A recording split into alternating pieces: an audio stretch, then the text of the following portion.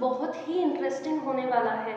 Weight loss की depth में जाने वाले हैं, हर एक छोटी डिटेल के अस्थि पंजर खोलने वाले हैं।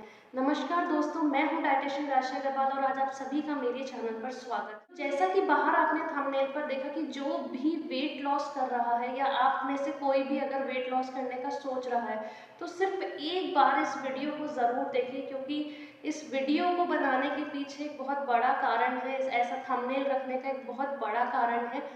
जब मैं इस टॉपिक को लेकर वीडियो बनाने का सोच रही थी तो मैंने यूं ही यूट्यूब पर सर्च किया कि आपको किस तरीके की इन्फॉर्मेशन दी जाती है या किस तरीके का कंटेंट अवेलेबल है।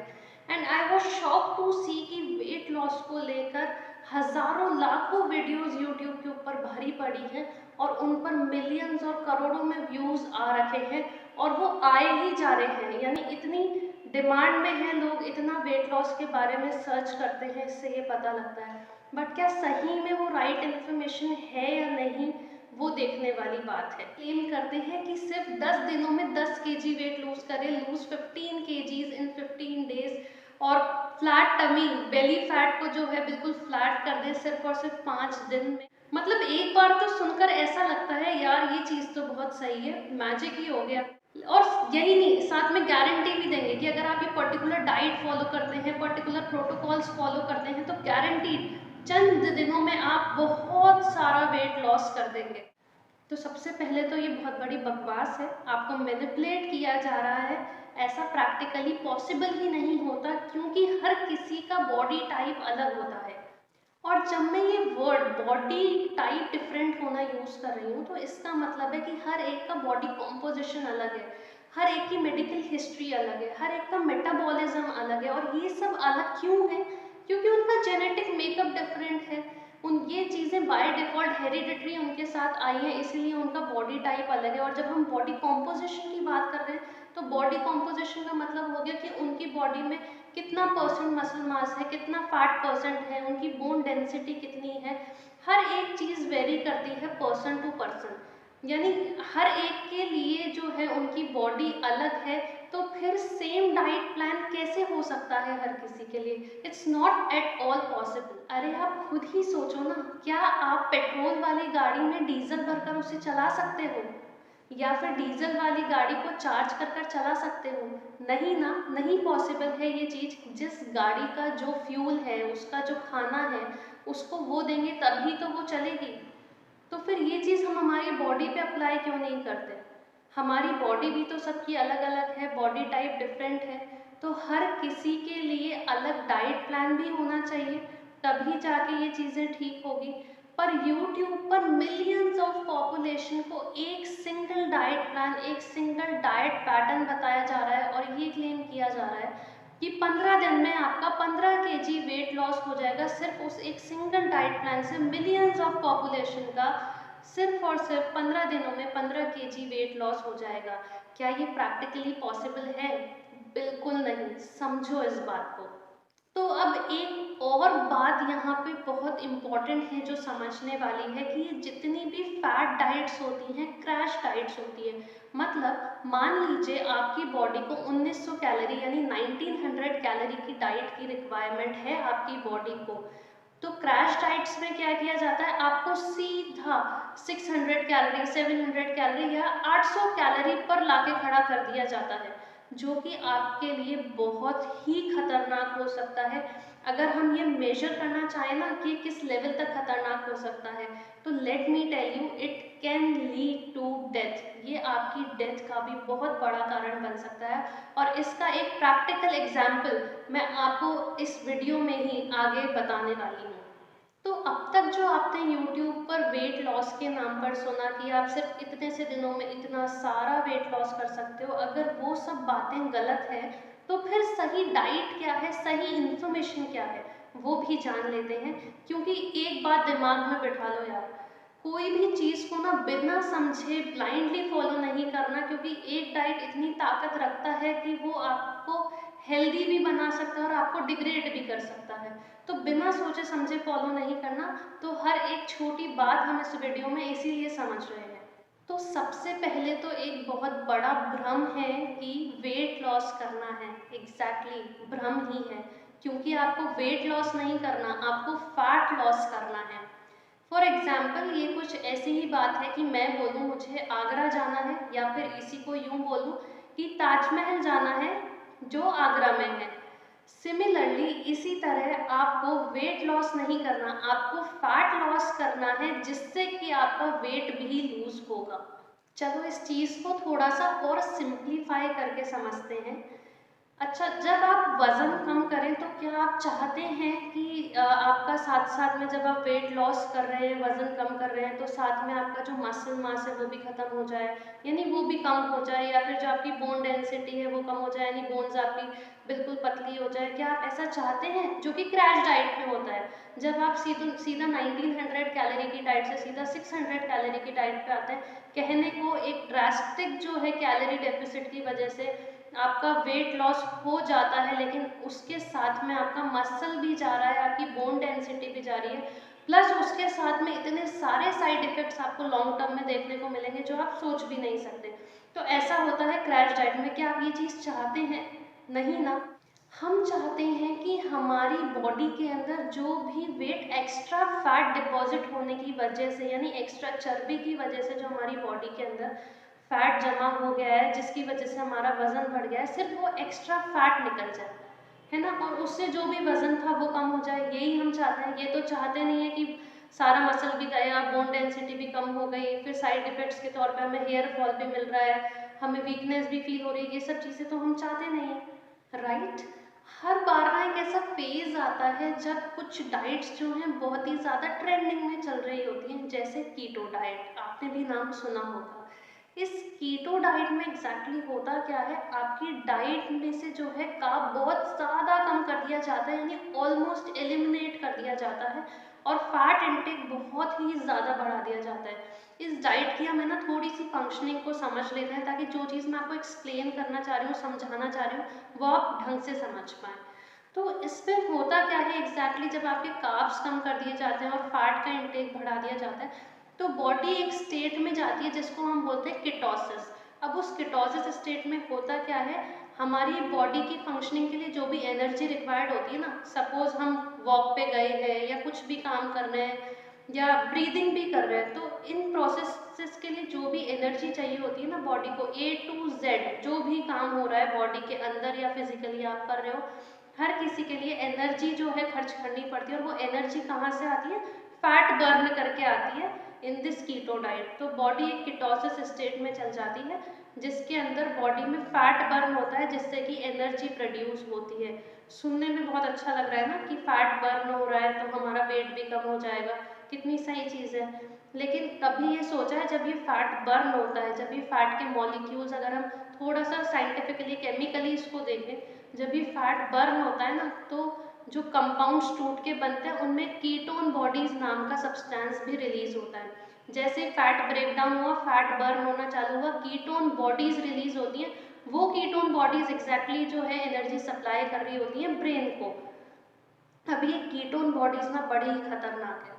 अगर ये नॉर्मल रेंज में ब्लड में रहती है तब तक तो ठीक है, अगर ये नॉर्मल रेंज से बाहर जाती है तो हमारी बॉडी में ये एज अ टॉक्सिन काम करती है, लिटरली जहर की तरह हमारी बॉडी में काम करती है। इसीलिए जो है हर डाइट हर किसी के लिए सूटेबल नहीं होती है, and it's a very dangerous. So to be on a safer side आपको किसी भी तरीके की क्रैश डाइट और फैट डाइट्स फॉलो नहीं करनी चाहिए। और इन केस अगर कोई कीटो डाइट या ऐसा कुछ फॉलो भी करता है ना, तो वो बहुत ही ज़्यादा क्लोज सुपरविजन में रखा जाता है उसकी डाइट को, ताकि कोई भी ऐसी कंडीशन अराइज नहीं हो जो कि फेटल हो। एक प्रैक्टिकल एग्जांपल जैसे मैंने आपको बोला था कि इस वीडियो में बताऊंगी, एक इंडियन एक्ट्रेस थी जिनकी न्यूज़ आई थी अक्टूबर 2020 के अंदर। 27 ईयर्स ओल्ड इंडियन एक्ट्रेस थी जिनकी डेथ हुई थी रीनल फेलियर की वजह से, और उसमें न्यूज़ में ये क्लेम किया जा रहा था कि कीटो डाइट की वजह से ऐसा हुआ है, यानी कीटो डाइट को ब्लेम किया जा रहा था। वो एक्ट्रेस कुछ टाइम से कीटो डाइट फॉलो कर रही थी, जिसकी वजह से उनका रीनल फेलियर हो गया और ultimately at the age of 27 उनकी डेथ हो गई। एक डाइट इतना पावर रखती है कि it can be fatal, it can lead to death.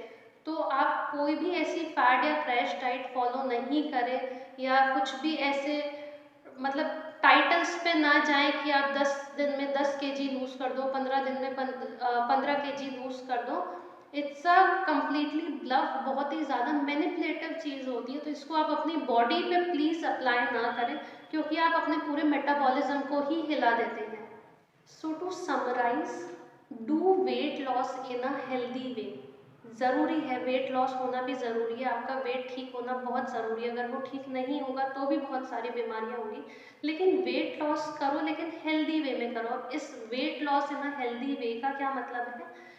ऐसे वेट लॉस होना चाहिए हमारी बॉडी में, ऐसे हमारी बॉडी का वजन कम होना चाहिए कि हमें उसके साथ में ज़ीरो साइड इफ़ेक्ट्स मिले, और भी ज़ीरो साइड इफ़ेक्ट्स तो मिले ही मिले, साथ में और पॉजिटिव चीज़ें भी मिले, जैसे हमारे इम्यूनिटी अच्छी हो जाए, हमारे एनर्जी लेवल्स बढ़ जाएँ, साथ में अगर कुछ हेयर फॉल है या कुछ भी ऐसा हमें है वो भी साथ में ठीक हो जाए, क्योंकि हम बहुत ही न्यूट्रिशियस खाना उस वक्त ले रहे होते हैं। साथ ही एनर्जी लेवल्स वगैरह ठीक होने के साथ में बहुत ज़रूरी है कि अगर आप किसी भी बीमारी को लेकर थोड़ा जल्दी कैची हैं, इन्फेक्शियस, अगर आपको जल्दी जो है पकड़ लेते हैं, तो वो चीज़ें सारी ख़त्म हो जाएं। स्लीप जो है बहुत इम्पॉर्टेंट है, जो नींद जो है हमें बहुत अच्छे से आए, अगर ये सब चीज़ें भी हमें वेट लॉस के साथ में मिले, यानी पॉजिटिव चीज़ों की तरफ जो है इंक्लाइंड होना चाहिए वेट लॉस, ना कि नेगेटिव चीज़ों की तरफ। So that way you have to do weight loss, ताकि आपको और एडिशनल बेनिफिट्स भी उसमें मिले। क्योंकि जैसा मैंने आपको बताया कि एक गलत डाइट इतना पोटेंशियल रखती है कि वो आपको, आपके लिए जो है डेथ का बहुत बड़ा कारण बन सकती है। सो जो भी मैंने पॉइंट्स अभी पहले बताया वो बहुत ही ज़्यादा समझने वाले हैं, क्योंकि होता क्या है, बहुत सारे लोग बॉडी शेमिंग की वजह से या फिर उनमें कॉन्फिडेंस कम होने की वजह से उनको सिर्फ ये लगता है बस कैसे भी वज़न कम हो जाए, मुझे तो वज़न कम करना है। लेकिन आप ये चीज़ भी देखो साथ में कि आपको लॉन्ग टर्म साइड इफ़ेक्ट्स ना मिले उसके, क्योंकि आप पूरी बॉडी का जो है बैलेंस ही अगर ठीक नहीं होगा, पूरी तरह से आप उसको इम्बैलेंस कर दोगे, तो अल्टीमेटली उसमें नेगेटिव इफ़ेक्ट्स आपको देखने को मिलेंगे। तो ऐसी चीज़ नहीं करनी। करो, वेट लॉस ज़रूरी भी है, लेकिन अच्छे तरीके से करो, in a healthy manner. So what is the right way to lose weight in a healthy way? ये जान ले तो कितना अच्छा होगा ना।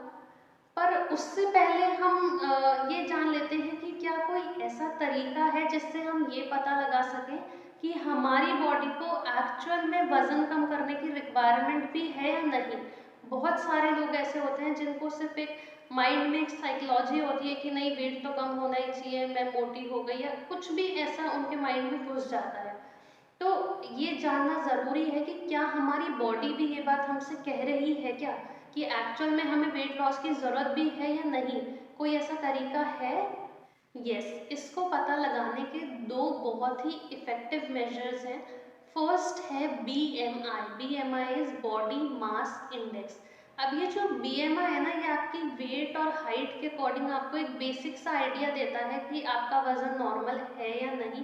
लेकिन जो सेकंड वाला तरीका मैं आपको बताऊंगी ना, दैट इज़ मोर एक्यूरेट, वो ज़्यादा एक्यूरेट रिजल्ट देता है। तो पहले हम फर्स्ट वाले मेथड की बात कर लेते हैं, फिर हम सेकंड पे आएंगे।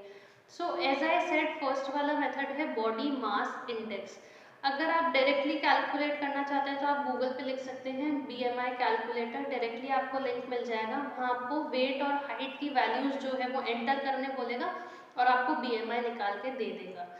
अब अगर आप मैनुअली कैलकुलेट करना चाहते हैं तो वो भी कर सकते हैं। आपको अपना वेट लेना है, केजीज के अंदर जो आपका वेट आएगा वो लेना है। अब वेट लेते समय कुछ बातों का ध्यान रखें। एक तो कुछ भी आपने हैवी सामान ना रखा हो अपनी पॉकेट्स में, कोई भी हैवी क्लोथ्स आपने नहीं पहने हो। साथ ही मोस्ट इम्पॉर्टेंट इज टाइम, आप किस टाइम वेट ले रहे हैं। तो बिल्कुल अर्ली मॉर्निंग आपको जो है अपना वेट लेना है। ऐसा नहीं करना कि एक गिलास पानी पीने के बाद फिर आपने वेट लिया, या फिर कोई भी हैवी मील्स, या इन जनरल कुछ भी छोटा मोटा खाने के बाद भी आपको वेट नहीं लेना। बिल्कुल एम्प्टी स्टमक वेट लेना है इन केजीज। ये वैल्यू साइड में रख दो। Now you have to take your height. Height जो है आपको मीटर्स के अंदर लेनी है, और हाइट को जो है हाइट इंटू हाइट करके मल्टीप्लाई करके एक वैल्यू बन जाएगी अपने। अब आपको क्या करना है, जो वेट की वैल्यू थी और जो हाइट इंटू हाइट हमने किया था, उन दोनों वैल्यूज़ को जो है डिवाइड कर देना है एक दूसरे के साथ। तो आपके पास कुछ नंबर निकल के आएगा, यानी वेट अपॉन हाइट का स्क्वायर जब हमने किया तो एक वैल्यू आपके पास निकल के आएगी जो आपको ये बताएगी कि आपका वेट विद इन रेंज है या नहीं। अब कैसे आप पता लगाएंगे?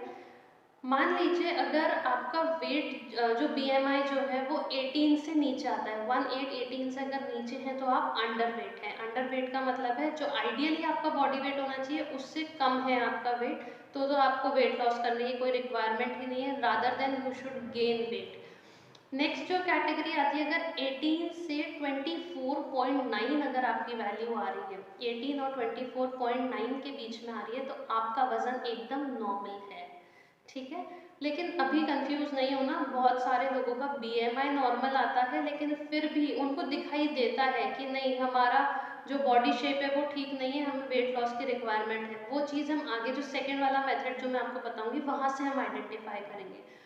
थर्ड जो आ जाती है वो है अगर आपका रेंज 25 से 29.9, 25 से 29.9 के बीच अगर आपका बीएमआई आया है then you are overweight, यानी जितना आपका आइडियल बॉडी वेट होना चाहिए था उससे कुछ ज़्यादा है, तो आपको वेट लॉस करना चाहिए।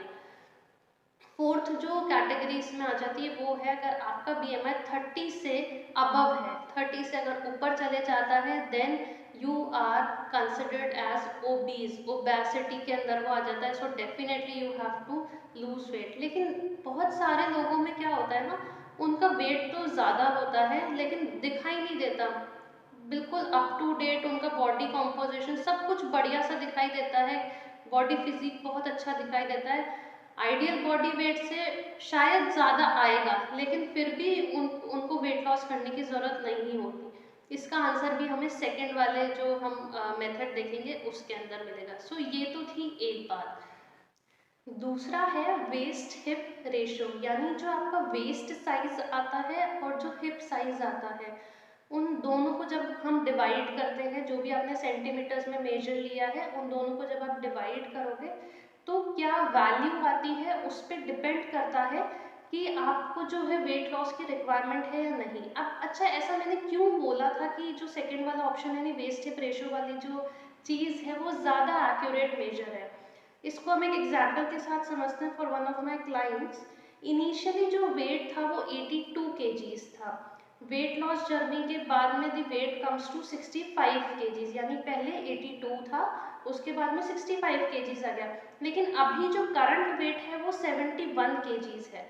तो अब अगर हम इसको वेट लॉस के पर्सपेक्टिव से देखेंगे तो हम ये बोलेंगे कि पहले 82 था फिर 65, लेकिन अब क्योंकि 71 हो गया तो 6 kgs वेट बढ़ गया, you need to lose weight, हमें वेट कम करना पड़ेगा। जब भी that client would stand on weighing scale, जब वो वेइंग स्केल पे खड़ा हुआ देखा कि 71 हो गया मेरा तो 65 से, देन ही और शी वुड पैनिक कि मेरा तो वेट बढ़ गया, मुझे वापस से वजन कम करना पड़ेगा। नहीं, लेकिन ऐसा नहीं है, क्योंकि वो फैट का वजन नहीं बढ़ा, अल्टीमेटली आपने मसल गेन किया and that's a good thing. Muscle mass बढ़ा है उसकी वजह से जो ओवरऑल बॉडी वेट है आपका वो ज़्यादा आ रहा है।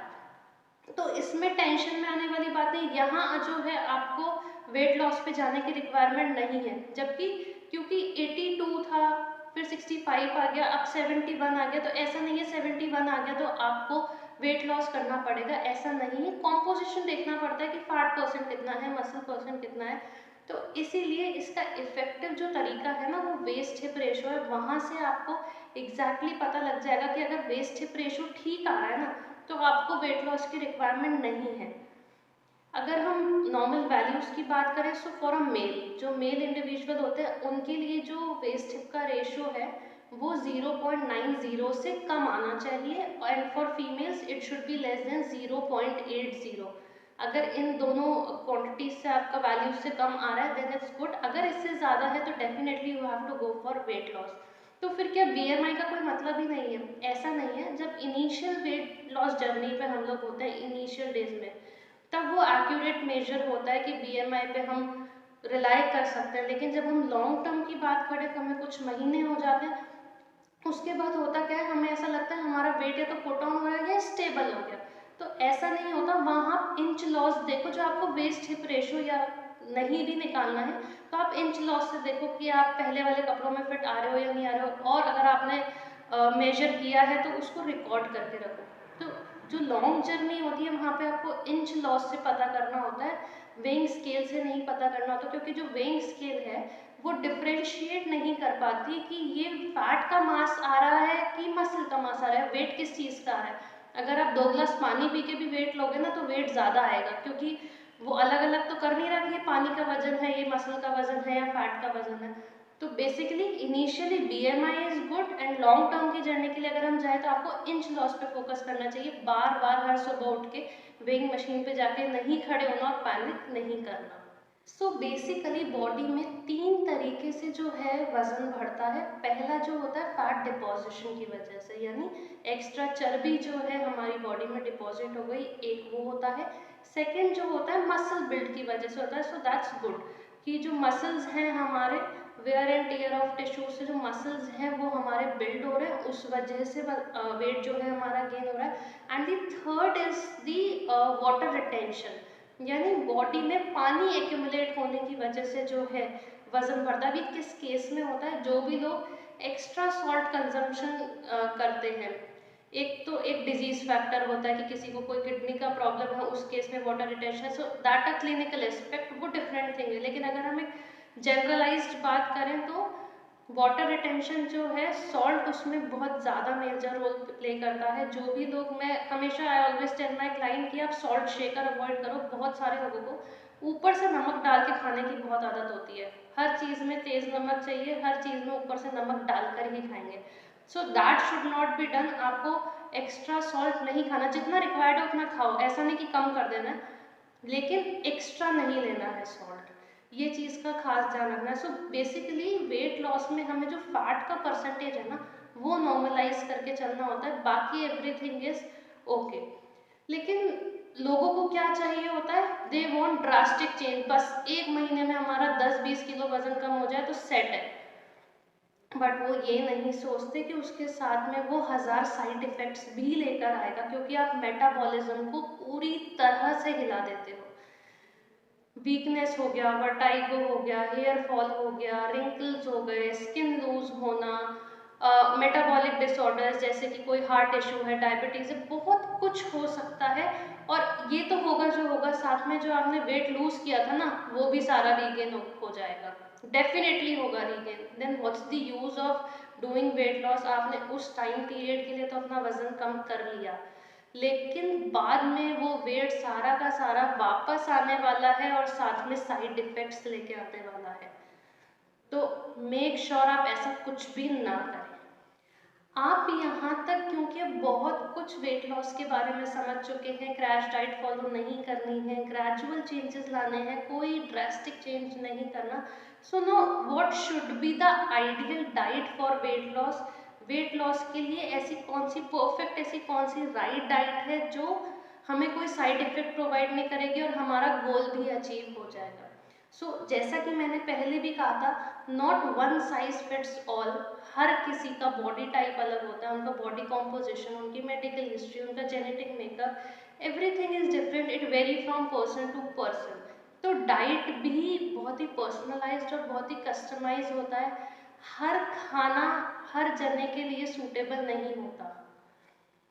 तो फिर भी, लेकिन अगर हम जानना चाहते हैं कि आइडियली हमें करना क्या चाहिए, what should be the protocols we should follow, तो एक रेफरेंस लेकर हम यहाँ पर बात कर सकते हैं। So to do a healthy weight loss you have to follow a perfect balanced diet. बहुत इंपॉर्टेंट वर्ड है, अच्छे से समझना है इसको कि परफेक्टली बैलेंस्ड डाइट है क्या। बहुत सारे लोग क्या करते हैं ना, जब भी उनको वेट कम करना होता है, अपना वजन कम करना होता है, अरे मैंने कार्ब्स तो बिल्कुल ही अपनी डाइट से हटा दी, घी तो मैंने खाना ही बंद कर दिया। ऐसा नहीं होता है। आपकी बॉडी को हर न्यूट्रिएंट की रिक्वायरमेंट होती है, बीटा carb, protein, fat, vitamin, mineral, water, हर चीज़ की बॉडी को रिक्वायरमेंट है। कोई भी खाना जो है बेकार नहीं होता, when it taken in moderation। जब आप उसको एक्सेस में खाते हो ना तब वो बेकार होता है। अदरवाइज अगर नेचर ने कुछ बनाया है आपके लिए, कोई फूड्स बनाए हैं, कार्ब्स हैं नेचर में, प्रोटीन्स हैं, फैट्स हैं, तो कोई भी फूड बुरा नहीं है। तो ऐसा नहीं होता कि आप किसी भी फूड के कंपोनेंट को कंप्लीटली डाइट से एलिमिनेट कर दो। उसको उतना ही खाना है जितनी आपको रिक्वायरमेंट है। इवन बहुत सारे लोग तो सिर्फ सूप और सैलेड पे ही जिंदा रहते हैं। उनको लगता है कि हम कोई डाइट फॉलो कर रहे हैं, हमें वेट लॉस करना है तो हम कुछ नहीं खा सकते, हमें सिर्फ सूप पीना पड़ेगा और सैलेड खाना पड़ेगा। बहुत से लोग तो खाना कम कर देते हैं, अपनी मील्स को स्किप करने लगते हैं। ऐसे भी लोग मैंने देखे हैं जो सिर्फ दिन में एक बार खाना खाते हैं कि मैं ब्रेकफास्ट और डिनर तो करती ही नहीं हूँ, सिर्फ मैं लंच खाती हूँ, बाकी टाइम कुछ एक बार सूप ले लेती हूँ, एक बार सैलेड ले लेती हूँ। ब्रेकफास्ट नहीं लेना, डिनर अवॉइड करना, लंच पूरी तरीके से बैलेंस नहीं लेना। तो ऐसा नहीं होता है। जब आप मील्स को स्किप कर रहे हो ना, तो वो नेगेटिव फीडबैक देता है आपकी बॉडी को कि बॉडी स्टारवेशन की कंडीशन में चल जाती है, यानी बॉडी के अंदर बॉडी को लगता है कि कुछ खाना ही नहीं मिल रहा, कोई फ्यूल ही नहीं मिल रहा बॉडी को, तो अब ये जो बचा कुछ ही एनर्जी है ना हमारी बॉडी में, कहीं वो भी नहीं चली जाए तो वो उसको स्टोर कर लेता है फैट के फॉर्म में। तो रादर देन कि आप वेट कम करना चाह रहे थे, उल्टा फैट डिपॉजिट हो गया बॉडी में। तो कभी भी ऐसा नहीं करना है कि आपको मील्स स्किप करनी है। और सूप सैलेड की जरूरत नहीं है, ऐसा नहीं होता कि टेस्टलेस होता है डाइट करना। आपके जो भी फेवरेट फूड्स है ना, आप उनमें से भी डाइट कर सकते हो और टेस्ट भी मेंटेन रख सकते हो। But the key is to take जितने आपकी बॉडी की रिक्वायरमेंट है, मेंटेनेंस रिक्वायरमेंट है ना जो बॉडी की, उसके अकॉर्डिंग ही चीज़ें लेनी है। वो भी मैं आपको आगे बताऊंगी कि आप कैसे लेंगे, ताकि आपको कोई डाउट नहीं रहे, आप मील्स स्किप नहीं करें। प्लस कई लोग जो हैं थोड़ा मील रिप्लेसमेंट्स जो आते हैं, शेक्स आते हैं मील रिप्लेसमेंट्स के, कि आप एक कंप्लीट मील अवॉइड कर दो। जैसे आपने ब्रेकफास्ट अवॉइड कर दिया, उसकी जगह सिर्फ आपको ये शेक पीना है, तो आपको सारे न्यूट्रिएंट्स मिल जाएंगे। लंच आप छोड़ दो, लंच की जगह आप ये पी लो, आपको सारे न्यूट्रिएंट्स मिल जाएंगे। मील रिप्लेसमेंट्स की तरह काफ़ी अट्रैक्टेड होते हैं। मुझे एक बात बताइए कि कार्ब्स के लिए भी है बाजार में चीज़ें, प्रोटीन्स के लिए भी पाउडर अवेलेबल है, विटामिन्स भी की भी टैबलेट है, मिनरल्स की भी टैबलेट है, तो फिर खाना छोड़ ही देते हैं ना। क्या ज़रूरत है खाना खाने की? सारे विटामिन मिनरल तो हम टैबलेट से ही ले लेंगे। नहीं पॉसिबल है ना ये चीज़। ऐसा नहीं होता। जो चीज़ आपको नेचर दे रहा है, जो नेचुरल फूड है, उसको कंज्यूम करो, उसको लो। जब तक आप नेचर फूड खा रहे हो ना, जो नेचर ने बनाया, तब तक आपको कोई हार्म नहीं होगा। लेकिन जहाँ आप प्रोसेस्ड फूड पे गए, जो कि नेचर ने नेचुरली जो चीज़ दी थी उसकी आपने फर्दर प्रोसेसिंग कर दी, उसको आर्टिफिशियली ट्रीट कर दिया, उसके न्यूट्रिएंट्स जो थे सारे वो ख़त्म कर दिए। जैसे ही आप उसकी तरफ, प्रोसेस्ड फूड की तरफ इंक्लाइन होंगे, तो वो आपकी बॉडी में हार्मफुल इफेक्ट डेफिनेटली शो करने लगेंगे। सो इन अ डे, एक दिन में आपको कम से कम 4 मील्स लेनी है। इन 4 मील्स में 3 तो हमारी मेन मील्स आ गई, ब्रेकफास्ट हो गया, लंच हो गया और डिनर हो गया।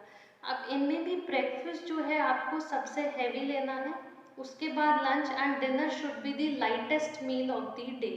इस तरह से आपको कॉम्पोजिशन रखना है। ब्रेकफास्ट में कोशिश करना है कि कोई एक प्रोटीन सोर्स जिसका हाई बायोलॉजिकल वैल्यू, यानी कोई भी मिल्क या मिल्क प्रोडक्ट हो गया, पनीर हो गया, सोयाबीन भी आप रख सकते हैं, या फिर एग्स अगर आप लेते हैं तो एग्स, तो वो ज़रूर आपको इंक्लूड करना है। साथ में लंच के साथ कोशिश करें कि आप कर्ड लें, as an probiotic, buttermilk या कर्ड कुछ भी आप इंक्लूड कर सकते हैं। अब एक 3 मील्स तो हो गई, अब बचती है fourth meal. Fourth meal is your fruits, जो आपको कब लेने हैं? ब्रेकफास्ट और लंच के बीच का जो टाइम होता है, उस फेज में आपको जो है कोई भी एक पोर्शन फ्रूट का लेना है। कोशिश करें, अगर आप एप्पल्स हैं, पेयर्स हैं, पपाया है, थोड़े से जो लेस स्वीट फ्रूट्स होते हैं वो आप ले सकते हैं। अब कार्ब्स के अंदर है ना, ऐसा नहीं है कार्ब्स बंद करने होते हैं। 2 तरीके के कार्ब्स होते हैं, सिंपल और कॉम्प्लेक्स।